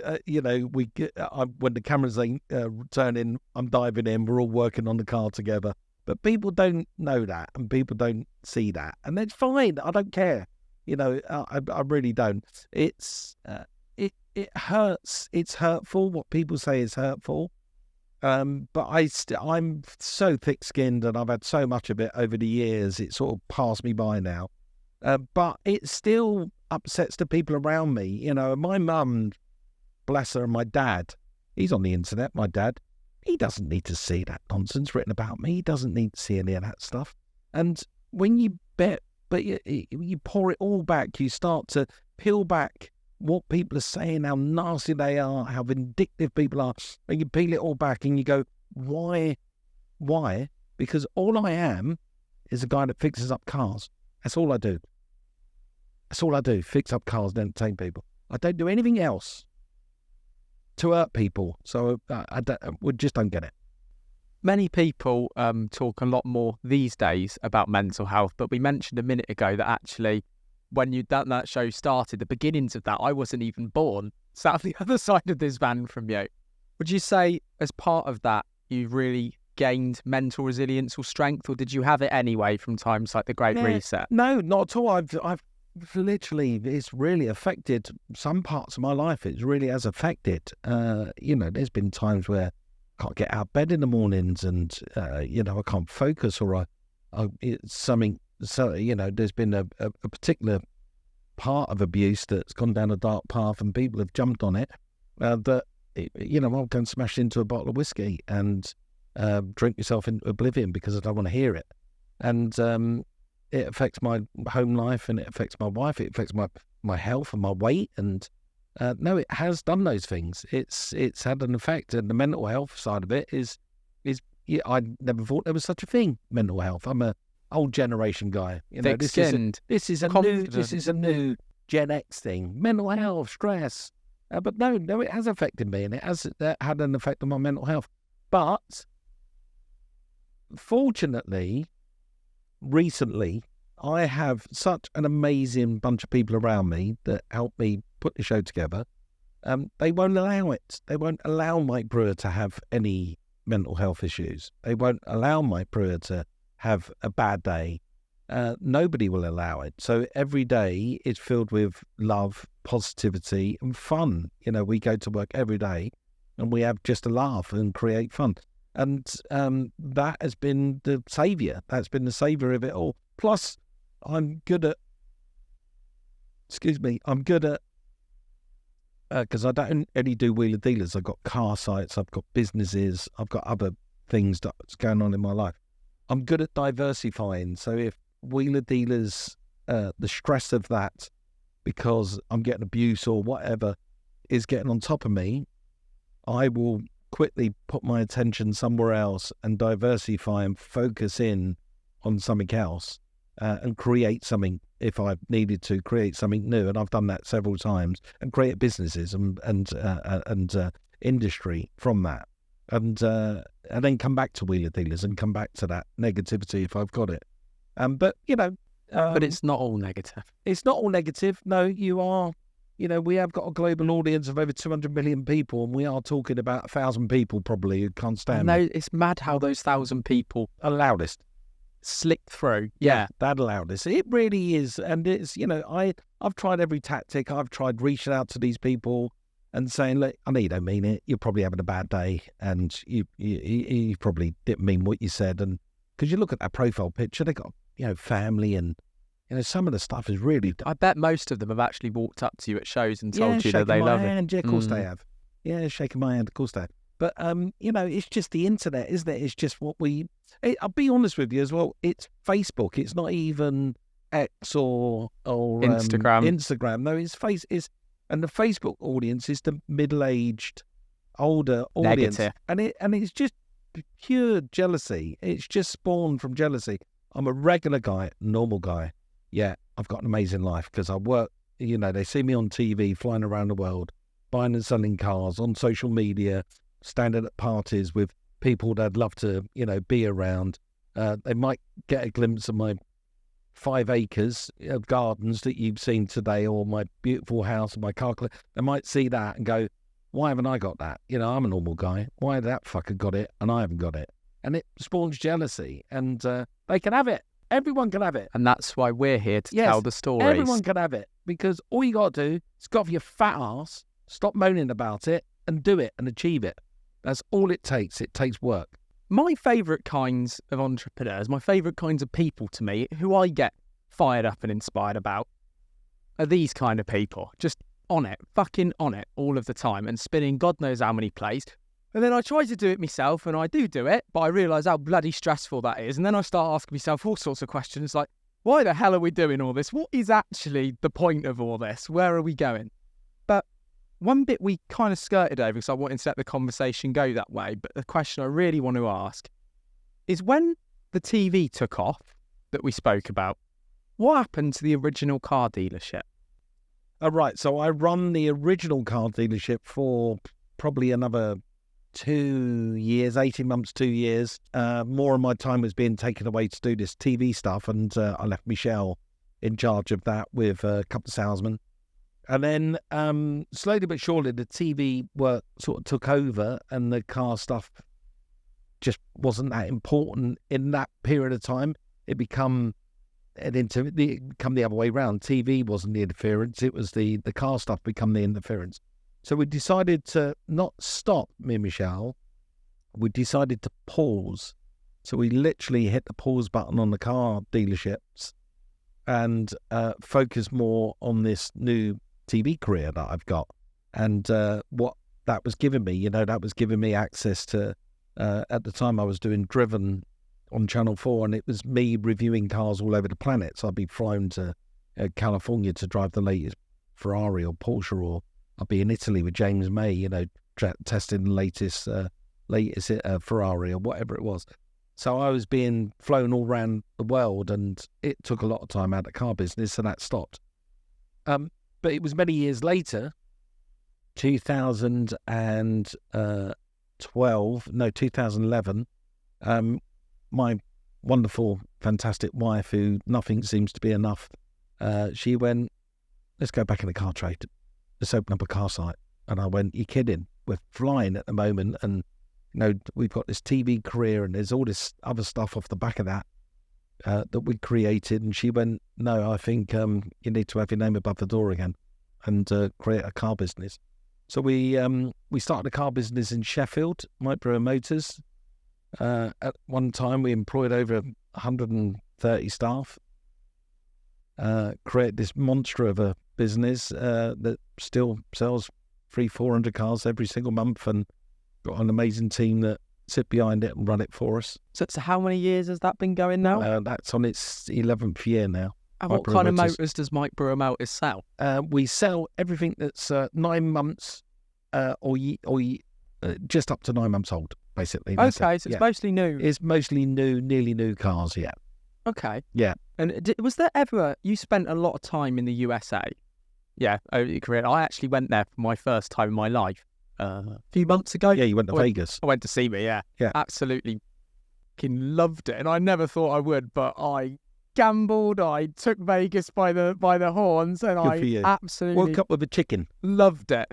And we've just announced that this year, because we're filming this in the previous year, but this year, 2024, we are taking the road to success around the States. And that's actually driven by, you talk about your love for people, and I've discovered that I really like the American culture, American people. There seems to be less negativity over there. So what keeps you coming back and setting up Mike Brewer Motors in the UK? I know that's where you're born and live. And why didn't you want to do something necessarily out there? Well, I did. Okay, the truth is I did. Yeah, I'd love to. I lived in California for 6 years, and I absolutely loved the place. And SEMA, I did SEMA every year for 10 years, and there's something weird about my SEMA experience, a bit like, I've heard you talk about yours. For me, I can show you pictures if you like.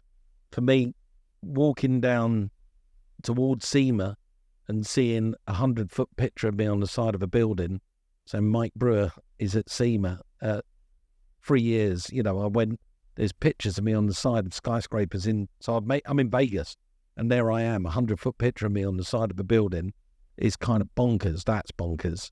And then turning up at SEMA and having people line up around the block to just come and see me and come and see me on stage, this guy that fixes up cars for a living. That was kind of bonkers as well. But no, that's, I've had some amazing experiences there. But for me being back here with my businesses, not in America, it comes down to family again. So there we are in America. I'm working with Ant and Elvis. We are flying. Wheeler Dealers is doing phenomenally well. Highest rated show on the network out there. We're buzzing along. Ant had a wife and had a child in America, so he's now anchored to America because he has a child there. He set himself up. And he's got a child there, and he's got a life there. And he wants to continue with me and Wheeler Dealers in the States, and he wants to do that. Of course he does. But my mother becomes so desperately ill. There are times where I've told to drop everything, get on a flight, come home. We are at that moment, and you've suffered loss, and you know what that feels like. So there's moments where I'm the baby of 6 in my family, but my family would lean upon me in time of crisis, and I need to be with my family. I just need to be with them. Forget work, forget everything else. I just need to be here. So I was given this opportunity to bring Wheeler Dealers back to the UK because of my family. They said, look, you need to be near your family. Do you want to go back home? Do you want to be next to them? And I said, yeah, of course I do. I need to be there for them. I love the show, but it's not as important as being next to my my family during this crisis. So I had this conversation with Ant, and Ant, who's the most loving person and the most wonderful person I've ever worked with up to that point. Ant said, please go home, be with your family, don't worry about me, don't worry about this TV show, go home. In fact, go home and let's talk about how we can create Wheeler Dealers back in the UK. So I come back home with Discovery's love. And when I got here, I'd already done a series in the UK called Dream Car with Elvis. And when I got here, Discovery Channel said, look, would you like to bring Wheeler Dealers here, but have it back home permanently? You're doing Dream Car, would you like to bring Wheeler Dealers back?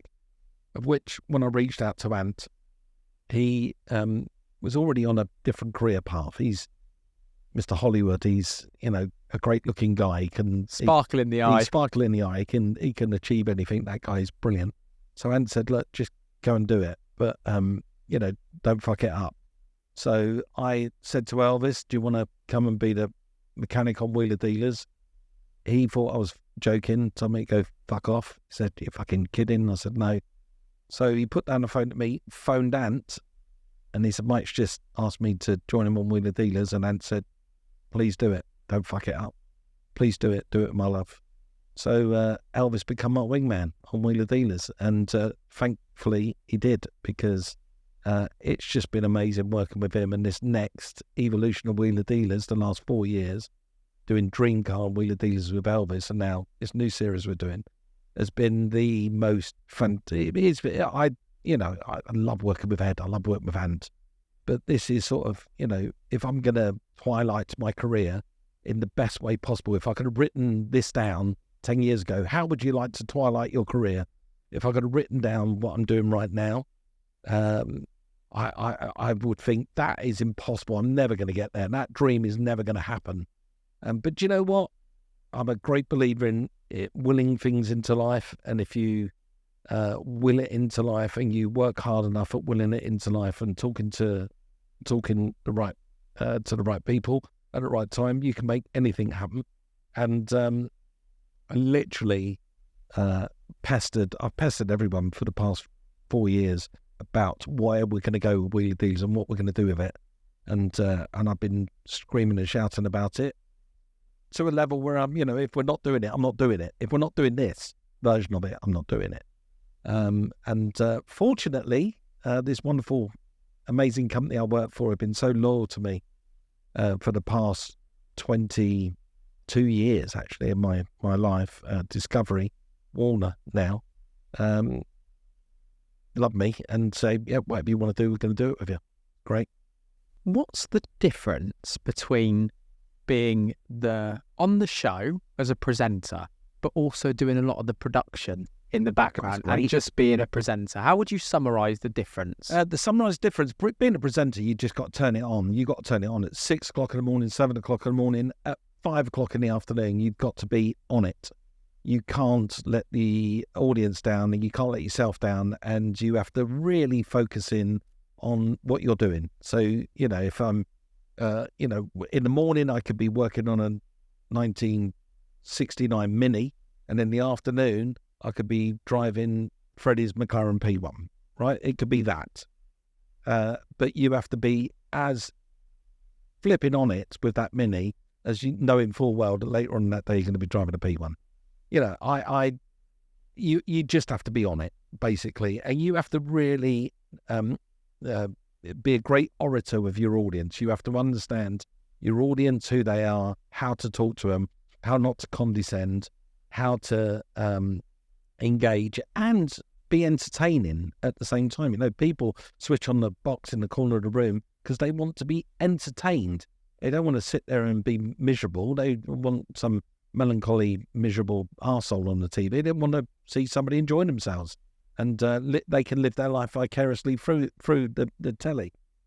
So being part of the production team as the producer of the show as well, I get to be part of that creative process, so I can determine what I feel that we should be doing and where we should be going with the show and how it can work and be creative and get excited. So I get excited about what's happening because I know what's happening, because I've had a hand in creating it with the rest of the team. I've had this hand of being part of that creative process. And it gives you much more control over what you do. And you can form the shows in the way that you... And that gives you the confidence on camera. Of course it does. It gives you this series that we're making at the moment, the 21st series or 21st year of Wheeler Dealers, yes, crazy, is the boldest and biggest yet. And we just had a series, but, just literally finished at the back end of last year.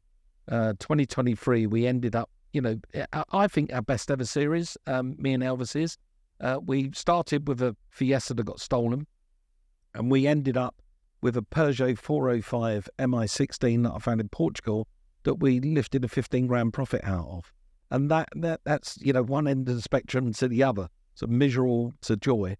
And that series, people loved it. That series was universally loved by everyone.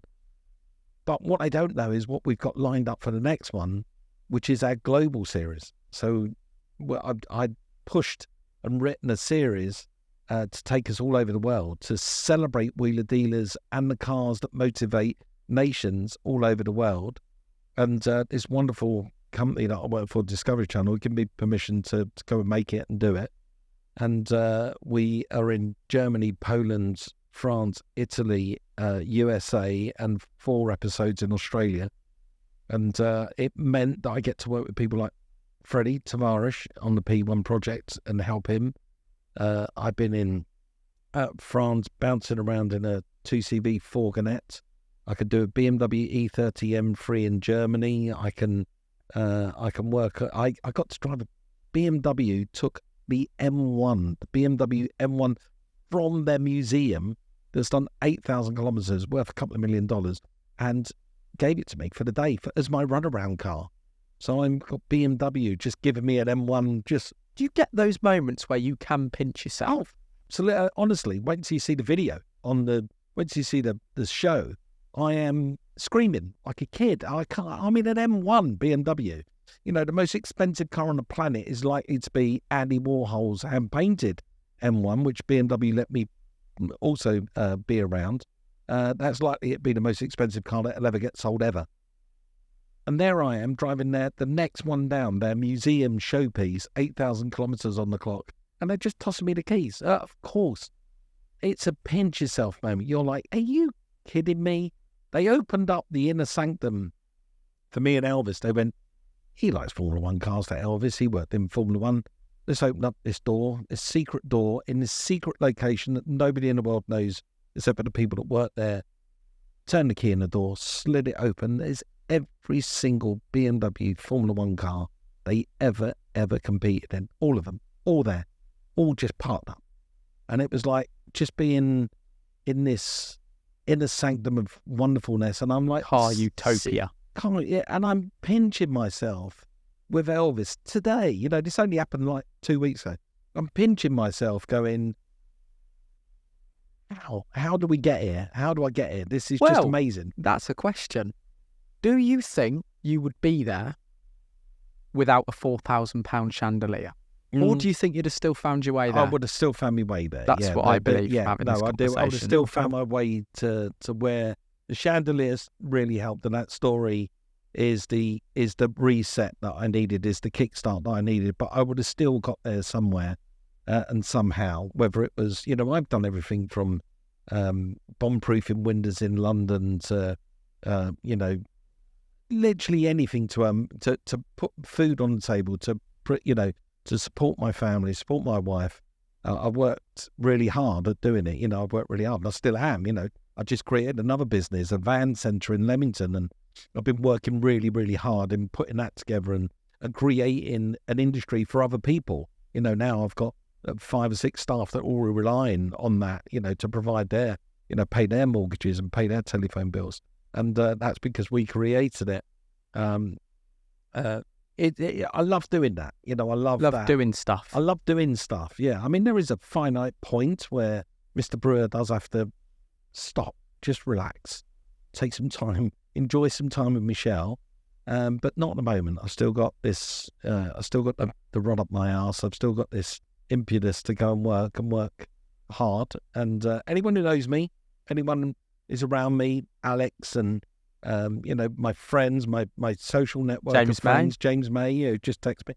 Anyone, Richard Hammond, anyone who knows me, they all say you're the hardest working person they know. So that the irony of me flipping open the internet and saying I'm a lazy bastard every day, which somebody tells me, is quite funny because, I do, not only do I do my TV stuff and van centres and car centres and charity work, I've also, I host around the world 9 car shows a year, which is a big deal, so I'm flown all over the world to go and be the stage host for 9 different car shows, including the NEC Restoration Show, the NEC Classic at the end of the year, the British Motor Show, the Big E in Boston, Springfield in America. I haven't done Chiro's asked me to do that, but it clashes with another show that I do. I've hosted SEMA a few times.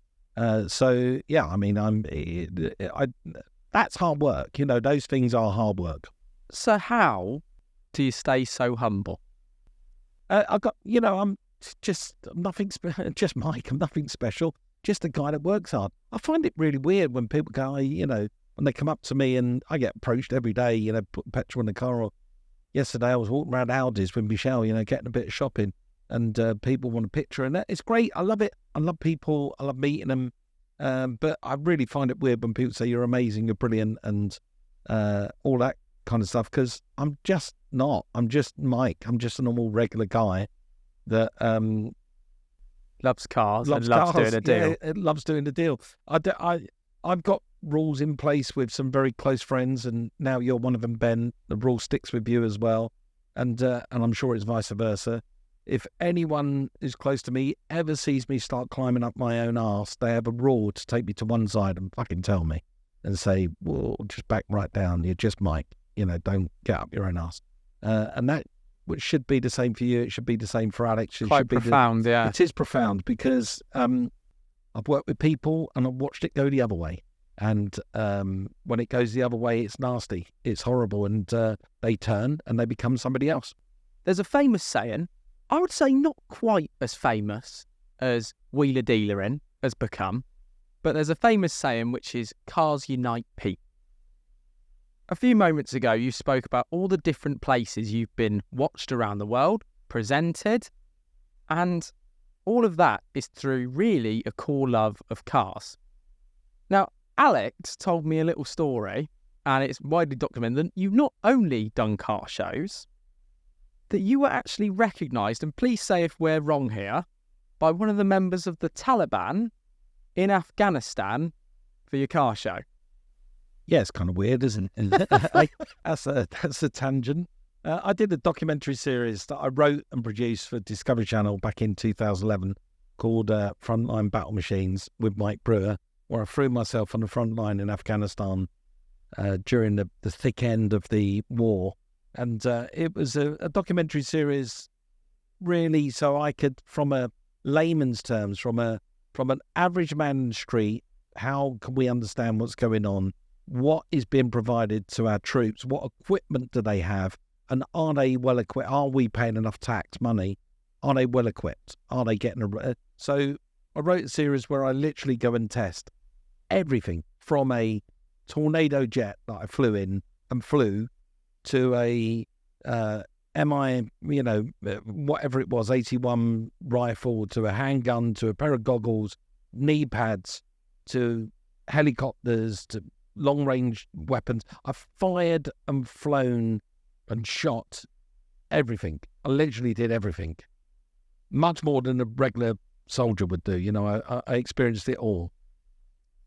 And whilst I was there, I was shot at, blown up, was in a helicopter crash. The pilot got shot in the face. I really went through it. It was a horrendous time, but amazing to come back with this film. Amazing. So when it was over, I come back to the UK, promising myself and my wife that I would never, ever do that again. That was the most stupid idea I ever had because, we nearly lost it all a couple of times. But then I get a phone call from Discovery and say, that was such a success. The Americans now are interested in you doing a series for them in Afghanistan. So we have no way for me to get from here to the front line. When I was doing it for the British Army, they flew me out of Brize Norton. By me? As a crew member, flew me out of Brize Norton on a RAF transport plane, flew into Cambastian. For me to get to Patika, which is the northern part of Afghanistan at the foot of the Hindu Kush Mountains, for me to get there for the Americans, they have no way of doing that here. And the British weren't going to fly me out there, so we had to find a way out there. So I flew in domestically into Kabul, which was the first mistake I made. I went with one cameraman, and this is just a tester video that I'm doing for Discovery of people that I'm going to go and meet. And I flew with one cameraman, and we landed at Kabul, and I realised that we're well out of my depth here. We've landed it, with body armour with press written all over it, into a war zone where you've got insurgents that want to kill the press. So that was the first mistake. But very quickly, we managed to get ourselves out through the airport into a vehicle and get to the American Air Force Base. Once we was on the base, we're fine. But the base was under heavy bombardment and it was getting smashed. So after a few frantic phone calls back to the UK, it was decided that it was so dangerous that I shouldn't be there. We need to get out there. So there was an evac. So they now going to evac me out. And it was get on any transport plane you can to just get me out of that base and land me at Cambastian. I could fly back with the RAF. And whilst I'm sitting at the airport waiting for this evac, this train of Special Forces American soldiers came through, 8 of them, and they had right in the middle of them a Taliban insurgent, and they were holding his head to the floor, and they were marching him through. And as they marched him past me, he sort of looked out the corner of his eye, and he went, "Stop, wheel it in out." Now, I swear to God, I'm not making this up. The Special Forces guys, all American, ain't got a clue I am. They've never seen telly, let alone wheeler dealers. They ain't got a clue. So that's sort of baffled why this guy's freaking out. But yeah, they must be thinking, who is he? Who is he? Who is he? Is he important? Should we get him? And this guy's in broken English is going, we watch. And I'm going, oh, thank you. And I'm thinking, oh, I think you're a prisoner. This guy's a prisoner. And he's got his, they're sort of holding on to him tightly. And he's going, and I went, thank you. And then they pushed his head back down and they started to move off. And he's just shouted, I swear to God, do a Toyota Hiace. I swear to God, he went, Toyota Hiace, as he was marched off into the distance.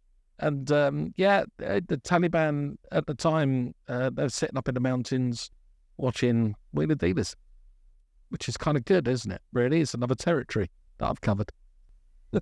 More audience. Does that make you feel? What does that make you feel? Just it's kind of bonkers baffled, because or it's like I got to being in California. I get to meet people like Jerry Seinfeld and Jay Leno and hang out with them at car shows. And they're coming up. They go, "Hey, Mike, wheeler dealers, man, I love you. I love your show." And I'm like, "What? I beg your pardon?" When I first met you, and I said, "I watch your podcast." You went, "What? You've listened?" And it's the same. It's the same for me. I got in a lift with. It's the weirdest, bonkers drop-in names here. I got in a lift at a Chelsea football game with Michelle, VIPs, Chelsea, and we're getting a lift with Will Farrell, Boris Becker, Ant and Dec. Can you believe that? All of us got in a lift together. And as I got in the lift, they went, "Mike, you all right, Mike? All right, how are you? Love your show." And I'm like, Will Farrell's going, "Hey, man, love your show." And I'm like, wow, this is a bit weird. But, it gets watched. It gets watched all over the planet. It's over 200 million people watch it in 200 territories. So, it's been over 20 years. So at some point, somebody's watched it, haven't they? They say it's the most watched TV show in the world. Everyone needs downtime, whether you're Will Ferrell, Jay Leno, Mike Brewer, Ben. Yeah. Everyone needs downtime, and I guess everyone needs entertainment. And I think the underlying main point of your whole story is you've always been an entertainer. From selling at those markets when you were a kid to being on those pitches, wanting to be the kid that everybody liked. And being that entertainer has landed you as a successful businessman with an amazing career who's still entertaining today. So, Mike Brewer, I massively appreciate you coming on Road to Success today and telling your story. And I hope that it stands out there for people to be inspired by. Thank you. It's an absolute pleasure. Thank you for having me.